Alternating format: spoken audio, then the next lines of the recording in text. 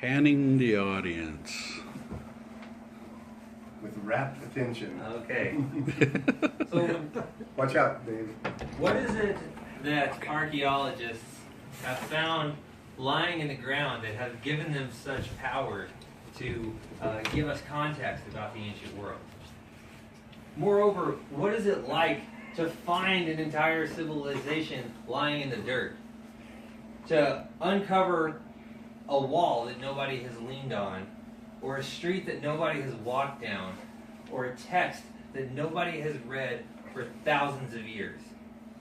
And how amazing is it to know, all the while that you're doing this, that you are discovering something that will profoundly change the way the Bible is interpreted by biblical scholars and ancient linguists. I'm going to tell you today about the ancient dead Semitic language, Ugaritic. I'm going to tell you a little bit about the origins of the language. I'm going to give you some of the attributes that set it apart from other languages, and I'm going to tell you how that it has impacted the way that the Bible is translated. According to a blog published by Wesley Biblical Seminary, written by Dr. David Schreiner, entitled Pondering the Spade, Ugaritic was discovered by a farmer in Ras Sharma, Syria in 1928. And I feel really bad for the guy because he was just trying to plant his crops and he hit a rock, and the next thing you know, he didn't even have a field anymore. It was all dug up by archaeologists and he couldn't even plant his crops. But to his credit, when he noticed that this was no ordinary rock, he called the authorities, and they came and they found a whole city laying under the ground. And in that city, they found hundreds of tablets with this new language that nobody had ever seen before. According to the Oxford Research Encyclopedia, an article called Ugaritic and Biblical Literature, there were all different kinds of documents that they found. Some of them were mundane, like letters and legal documents and scribal exercises. And some of them were truly fascinating, like divine epics of their gods and a treatise on witchcraft and the evils, or possibly the lack thereof, that they believed in. Ugarit was a city that existed throughout the Bronze Age, right in the middle of the Mesopotamian trade route between Babylon and Egypt. And they had a radius of influence over 1,300 miles, which is enormous for a city of that time period. They were mysteriously destroyed around 1200 BCE, and nobody really knows how. It's a mystery. But I have a theory. I think it was bunny rabbits. Anybody who's seen Monty Python knows exactly what I'm talking about. Those little guys are cute, but they are scary.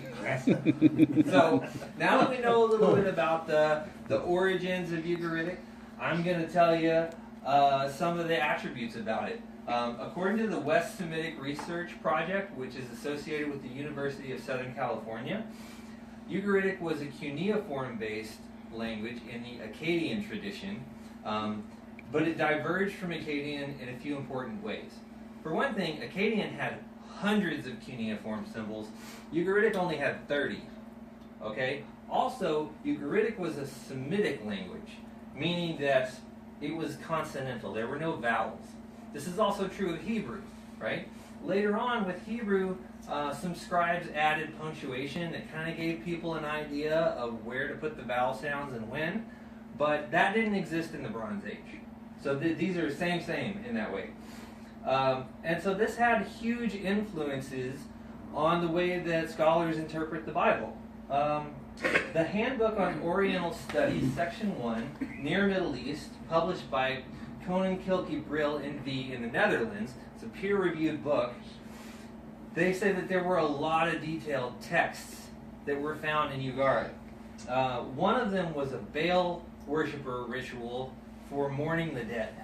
Basically, if somebody had a loved one die, you go over to their house and you get drunk. And I don't know what else they did, but in Amos 6:7 and Jeremiah 16:5, those prophets expressed some disapproval. Okay, that's all I'm going to say about that. But there were some other things that we got from Ugaritic.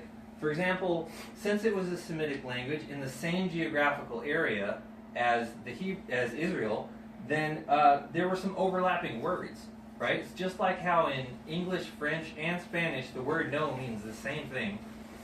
It was kind of like that. So if you're looking at a Hebrew manuscript and you kind of don't really have context for a word, you can reference it against Ugaritic, and sometimes that can give you a better understanding of the word.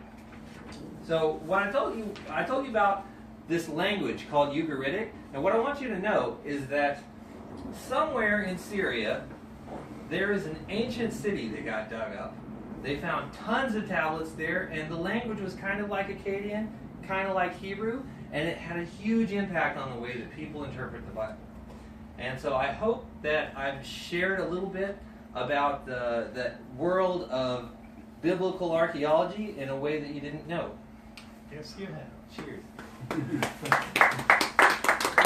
6:11. Oh man. 11 seconds over. Well, actually 6 minutes with you. Because what?